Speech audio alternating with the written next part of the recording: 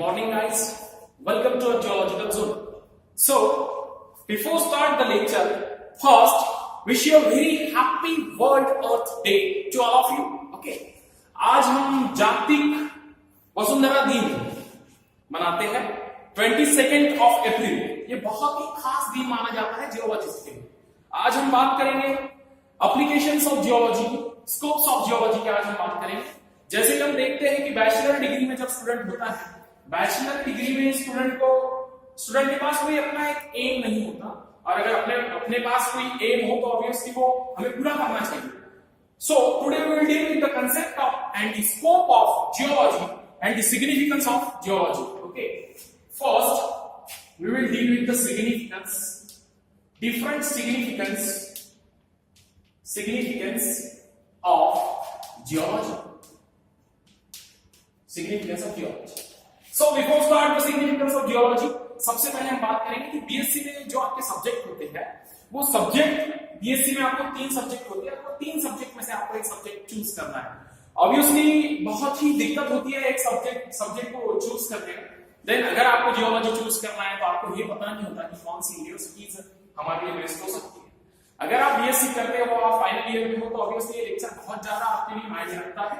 सो सबसे पहले हम बात करेंगे बीएससी के बाद आप कौन सी एग्जाम्स दे सकते हो। तो गाइस बहुत सारी ऐसी एग्जाम्स है जो आप बीएससी के बाद दे सकते हो। सबसे पहले अगर हम बात करें तो हम आईआईटी की बात करेंगे। IIT, so Indian Institute of Technology organise the different examinations like IIT JAM एक ऐसी एग्जाम होती है जो कि बैचलर स्टूडेंट से दे सकता है, अपीयरिंग में भी उसे दे सकता है। तो ऑब्वियसली बीएससी थर्ड ईयर में जब आप होते हो तो आप आईआईटी जाम एक एग्जाम होती है वो आप दे सकते हो। देन आईआईटी जाम अगर आप दे रहे हो तो ऑब्वियसली आपकी जो रैंकिंग है वो रैंकिंग आपकी 1 to 200 इन बिटवीन होनी चाहिए। 1 to 200 अगर आपकी रैंकिंग है तो ऑब्वियसली आपको एक अच्छा कॉलेज मिल सकता है। सो गाइस बहुत से स्टूडेंट आईआईटी जाम की एग्जाम देते हैं, कुछ स्टूडेंट सिलेक्ट होते हैं, कुछ स्टूडेंट सिलेक्ट नहीं होते। तो इसका मतलब ये नहीं होता कि आईआईटी जाम एक ऐसा सेक्टर है कि जिसमें आप अपना मास्टर डिग्री कर सकते हैं। ऐसे बहुत से सेक्टर्स हैं जिसमें आप अपना मास्टर डिग्री जियोलॉजी में कर सकते हैं। जैसे कि अगर बात करें तो ऐसी बहुत सी यूनिवर्सिटीज हैं। सबसे पहले हम बात करेंगे number 1 university, the BHU university बहुत ज्यादा स्पेशल माना जाता है जियोलॉजी के लिए। सो बीएचयू यूनिवर्सिटी में अगर आपका एडमिशन करना है तो ऑब्वियसली इसके लिए आपको एक एंट्रेंस एग्जाम देनी पड़ेगी, और ये एंट्रेंस एग्जाम अगर आप देते हो ऑब्वियसली इसमें आपका अच्छा स्कोर आता है तो ऑब्वियसली आपको बीएचयू मिल सकता है। देन बीएचयू में अगर आपका नंबर नहीं लगता है, ऑब्वियसली बहुत सारे ऑप्शंस आपके सामने होते हैं। सेकंड ऑप्शन आपके सामने होता है जादवपुर यूनिवर्सिटी। जादवपुर यूनिवर्सिटी की अगर बात करें, जादवपुर यूनिवर्सिटी वेस्ट बंगाल से बिलोंग करता है। बहुत ही जाना माना एक यूनिवर्सिटी है जादवपुर यूनिवर्सिटी, जियोलॉजी के लिए बहुत ज्यादा फेमस माना जाता है। उसके बाद अगर बात करें सागर यूनिवर्सिटी भी बहुत ज्यादा बेस्ड है जियोलॉजी के लिए। देन अगर उसके बाद अगर हम बात करें Pondicherry university,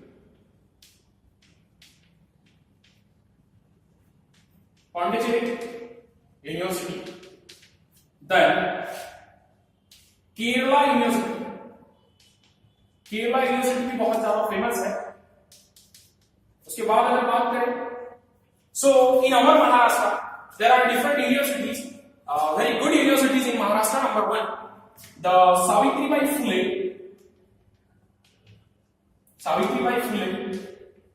Pune University. Then after that the Ferguson College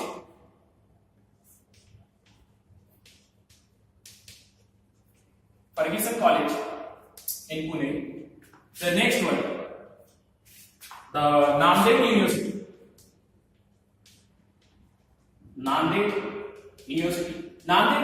में भी अपना करियर कर सकते हैं obviously. After that north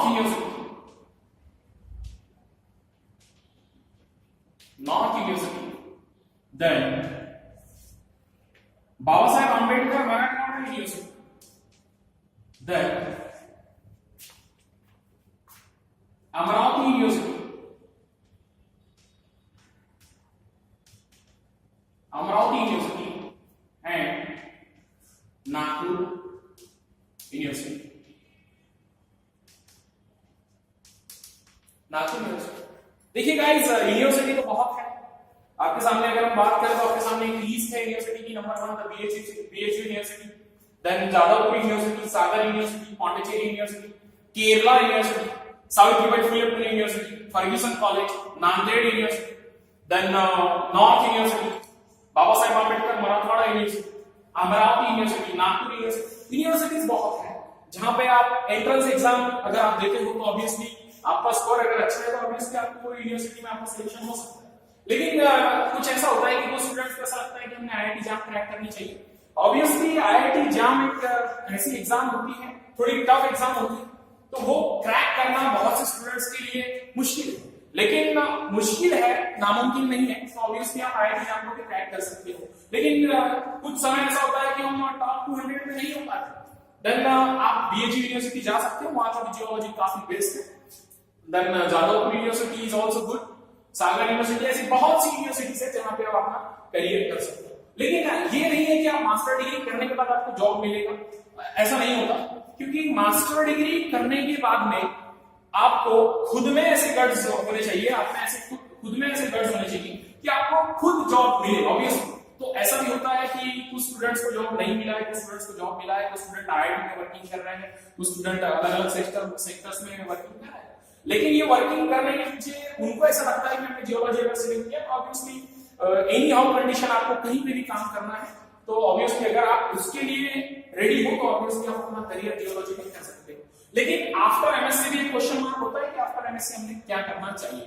after MSc आपके पास में बहुत सी स्कोप्स है, जैसे कि अगर हम बात करें सिग्निफिकेंस ऑफ जियोलॉजी या स्कोप ऑफ जियोलॉजी, जो हमारा हेडिंग है स्कोप ऑफ जियोलॉजी की अगर बात करें तो देयर आर नॉट सब scopes after master degree. Master degree geology में करने के बाद आपको बहुत ज्यादा स्कोप्स मिलते हैं, लेकिन स्कोप कोई भी स्कोप हो आसानी से आपके पास नहीं मिलेगा, आसानी से कोई स्कोप आपको नहीं मिलेगा। तो सबसे पहले अगर बात करें स्कोप्स की, तो ऐसे बहुत से सेक्टर्स हैं जिसमें आप अपना करियर कर सकते हो, लेकिन उसके पहले आपको मास्टर डिग्री करना बहुत ज्यादा जरूरी है। अगर आप जियोलॉजी में मास्टर डिग्री करते हो ऑब्वियसली आपको एक अच्छी जगह जॉब लग सकती है और लगेगी भी। तो अगर हम बात करें स्कोप्स की और सिग्निफिकेंस की, तो ऐसे बहुत से स्कोप्स हैं। So we will deal with the scopes of geology. So different scopes of geology. Number 1, अगर हम scopes की बात करें तो सबसे पहले आता है यूपीएससी कंडक्ट करता है, एग्जाम होता है जिसे बोला जाता है GSR. GSR means the geological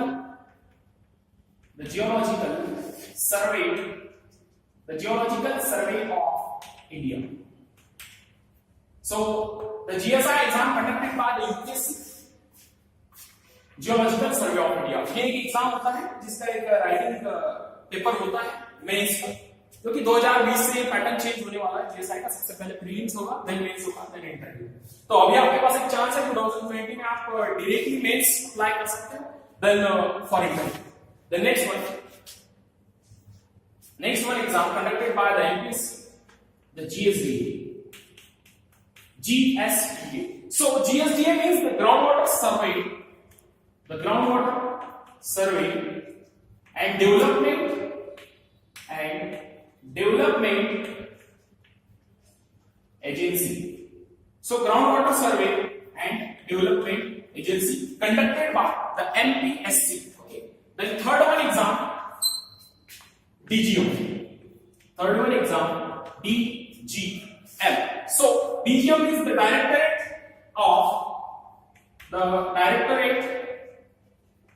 of Geology and Mining. So DGM exam conducted by the MPSC. So GSI, GSDA and DGM. After that, next one, the ONGC. Next scope of geology, ONGC. So ONGC means the Oil and the Natural Gas Corporation Limited. Oil and Natural Gas Corporation Limited में भी आप job कर सकते हो। Obviously ONGC के लिए आपको एक एग्जाम देनी पड़ेगी, जिसे बोला जाता है GATE examination. So graduated aptitude test for engineering. So the GATE exam applicable for masters also. अगर आप गेट एग्जाम में अच्छा स्कोर करते हो तो ऑब्वियसली आप ओएनजीसी का इंटरव्यू दे सकते हो, देन आप उसमें सिलेक्ट हो सकते हो ओएनजीसी। देन ओएफआई, सो ओएफआई एक प्राइवेट सेक्टर है, oil field instrumentation. Oil field instrumentation में अगर आप वर्किंग करना चाहते हैं तो ऑब्वियसली इंटरव्यू की बेसिस पे आप यहाँ पे जॉब कर सकते हैं। Then next one SAIL. SAIL means Steel Authority of India. Steel Authority of India ये भी एक बहुत ही बढ़िया सेक्टर है। ऑयल फील्ड इंस्ट्रूमेंटेशन, ये भी एक अच्छा सेक्टर है पेट्रोलियम से related, and ONGC. So GSI, GSDA, DGM, ONGC, OFI, SAIL. Obviously अगर आप में गट्स है तो ऑब्वियसली आप यहां पे सिलेक्ट हो सकते हो, उसमें कोई दिक्कत नहीं है। देन उसके बाद अगर बात करें तो बहुत सी प्राइवेट सेक्टर्स है, प्राइवेट में भी आप वर्किंग कर सकते हो। अगर आपको गवर्नमेंट सेक्टर में नहीं जाना है तो ऑब्वियसली आप प्राइवेट सेक्टर को चूज कर सकते हो। जैसे कि अगर हम बात करें माइनिंग की तो ऐसी बहुत सी माइंस है, लाइक मनसा माइन है, कांद्री माइन है, then Vedanta group of mines है। तो ऐसी बहुत सी माइंस है, प्राइवेट माइंस है, coal mines, then hematite mines and different और मिनरल्स माइंस। जैसे कि कोल माइंस चलती है चंद्रपुर में, वर्धा, नागपुर, बल्लार। तो ये जो प्लेसेस है यहाँ पे प्राइवेट माइनिंग भी चलता है। प्राइवेट माइनिंग में भी आप अपना करियर कर सकते हैं, और बहुत सी ऐसी प्राइवेट कंपनीज हैं उसमें भी आप अपना करियर कर सकते हो। लेकिन ये जो आपको करियर करना है ऑब्वियसली पहले आपको सोचना होगा कि हमें बैचलर डिग्री में कौन सा सब्जेक्ट चूज करना है। बहुत से एप्लीकेशंस है, केमिस्ट्री के एप्लीकेशंस है, जियोलॉजी के एप्लीकेशंस है, फिजिक्स के एप्लीकेशंस है। हर चीज का अपना अपना एक एप्लीकेशन होता है। ऑब्वियसली यहाँ पे लॉट्स ऑफ एप्लीकेशंस आपके सामने हैं, अलग अलग यूनिवर्सिटीज आपके सामने हैं, और यही स्टूडेंट्स को पता नहीं होता। बीएससी करने का स्टूडेंट, लेकिन उसके बाद उसे पता नहीं होता कि कौन सी यूनिवर्सिटी हमारे लिए बेस्ट हो सकती है। तो ऐसी बहुत सी यूनिवर्सिटीज है, इसमें बहुत सी यूनिवर्सिटीज छुट्टी भी है, तो इतनी यूनिवर्सिटीज हम नहीं बता सकते। ये यूनिवर्सिटी बहुत खास और बहुत ही जानी मानी यूनिवर्सिटीज आपके सामने रखी है। अगर हम बात करें यूनिवर्सिटीज की तो ये यूनिवर्सिटीज आपके सामने है, आपके पास अभी भी समय है। ऑब्वियसली अगर आप प्रिपरेशन कर रहे हो तो अच्छी तरीके से प्रिपरेशन कीजिए, और बहुत खास यूनिवर्सिटीज है जिसमें आप अपना नाम कर सकते हो। उसके बाद अगर बात करें एमएससी करने के बाद अगर आपको जॉब चाहिए तो ऑब्वियसली आपको सफर तो करना पड़ेगा, और सफर आप कर भी सकते हो, उसमें कोई दिक्कत नहीं है। अगर आप कैंडिडेट बहुत अगर आप हार्डवर्क करते हो, अपनी लाइफ में हार्डवर्क करते हो, तो ऑब्वियसली आप जीएसआई भी क्रैक कर सकते हो, जीएसडीए भी क्रैक कर सकते हो, डीजीएम है, ओएनजीसी है, ओएफआई है, सेल है, ऐसी बहुत सी कंपनीज हैं। और अगर ये सब कंपनीज की बात करें तो यहाँ पे लगना किस तरीके से यहाँ पे हम वर्किंग कर सकते हैं। कुछ कंपनीज इंटरव्यूज देती है, कुछ कंपनी राइटिंग टेस्ट देती है, कुछ companies writing test plus interviews देती है। तो अपना अपना फॉर्मेट है। ऑब्वियसली अगर आप हार्ड वर्क करते हो तो कोई भी फॉर्मेट में आप यहाँ एग्जाम क्रैक कर सकते हैं। और ऐसे बहुत से डाउट्स होते हैं स्टूडेंट्स में कि आफ्टर बीएससी हमें क्या करना चाहिए, आफ्टर एमएससी हमें क्या करना चाहिए। तो ऑब्वियसली जब आप आफ्टर 12 बीएससी के लिए जाते हो तो आपको पता नहीं होता कि जियोलॉजी एक सब्जेक्ट होता है। तो जियोलॉजी भी एक सब्जेक्ट है, बहुत ही खास सब्जेक्ट है जिसका रिलेशन ज्योग्राफी के साथ हम कर सकते हैं। प्रीवियसली अगर हम बात करें तो हमने फर्स्ट स्टैंडर्ड, सेकंड स्टैंडर्ड में ज्योग्राफी को पढ़ा ही है। ऑब्वियसली ज्योग्राफी का कांसेप्ट जो है वो जियोलॉजी में है, तो जियोलॉजी भी एक बहुत ही बेस्ट सब्जेक्ट माना जाता है। अगर हम बात करें कि बीएससी के बाद हम डायरेक्टली अगर यूपीएससी करना चाहें तो ऑब्वियसली आप बीएससी के बाद भी यूपीएससी कर सकते हैं, बीएससी के बाद आप एमपीएससी कर सकते हैं। लेकिन graduation is must, means graduation अगर रहेगा तो ऑब्वियसली आप ग्रेजुएशन के बाद में अपना करियर कर सकते हो। एमपीएससी में, यूपीएससी में आप अपना करियर कर सकते हो। ऑब्वियसली तो अपनी अपनी सोच होती है कि हमें प्राइवेट सेक्टर में जॉब करना चाहिए या गवर्नमेंट सेक्टर में जॉब करना चाहिए। सो ऑब्वियसली आप प्राइवेट सेक्टर, गवर्नमेंट सेक्टर में जॉब कर सकते हो। बहुत सारे एप्लीकेशंस हैं, और इतने एप्लीकेशंस हैं कि हम बता नहीं पाएंगे कि लॉट्स ऑफ एप्लीकेशंस की। अगर हम बात करें रिमोट सेंसिंग की तो रिमोट सेंसिंग में तो काफी एप्लीकेशंस हैं, काफी ब्रांचेस में, मोर देन 34 ब्रांचेस में रिमोट सेंसिंग का यूज होता है। और ऐसे बहुत से सेक्टर, जैसे कि हमने इसमें रिमोट सेंसिंग को छोड़ा है एमएसएक, ये भी एक बहुत ही बेस्ट, अगर हम बात करें नागपुर में इसका सेंटर है एमएसएक का, रिमोट सेंसिंग का एक सेंटर है। तो ऐसे बहुत से रिमोट सेंसिंग के जो कंसेप्ट होते हैं रिलेटेड टू द कंप्यूटर्स, अगर सॉफ्टवेयर आपको यूज करना आता है तो ऑब्वियसली आप Genesis International, then 399, then Atlas, ऐसी कंपनीज में भी आप जॉब कर सकते हैं। स्पेशली अगर सोचे गर्ल्स के बारे में तो गर्ल्स फील्ड पे अगर काम करना नहीं चाहे तो ऑब्वियसली इनके लिए बहुत सी ऐसी कंपनीज हैं जो रिमोट सेंसिंग सॉफ्टवेयर पे डिपेंड है। रिमोट सेंसिंग के सॉफ्टवेयर अगर आप सीखते हो लाइक आर्कजीआईएस, ग्लोबल मैपर, एक्वाके, ये जो सॉफ्टवेयर्स हैं ये बहुत ज्यादा आपको हेल्प कर सकते हैं। और गर्ल्स को ये लगता है कि फील्ड में हम कैसे वर्क करेंगे, अगर आपको फील्ड वर्क नहीं चाहिए तो आप लैब वर्क भी कर सकते हो। और ऑब्वियसली लैब वर्क के लिए सबसे बेस्ट, अगर ऑप्शन की बात करें तो लैब वर्क के लिए सबसे बेस्ट ऑप्शन है जेनेसिस इंटरनेशनल है, एटलास है, ऐसी बहुत सी कंपनीज है जो कि यहाँ पे आपको लैब वर्क करना होगा, ऑफिशियल वर्क करना होगा, कंप्यूटराइज्ड वर्क करना होगा। तो बहुत से स्कोप्स है। अगर आपको कोई भी दिक्कत हो about geology, about chemistry, about physics, अगर आपको कोई भी दिक्कत हो तो आप मुझे डायरेक्टली कांटेक्ट कर सकते हो। आप मुझे कांटेक्ट करके पूछ भी सकते हो कि जैसे कि कंफ्यूजन जो है आप दूर कर सकते हो ऑब्वियसली। लेकिन इतना सब बोलने के बाद एक बात बताओ कि मेरे वीडियोस तो ऑब्वियसली आते रहेंगे।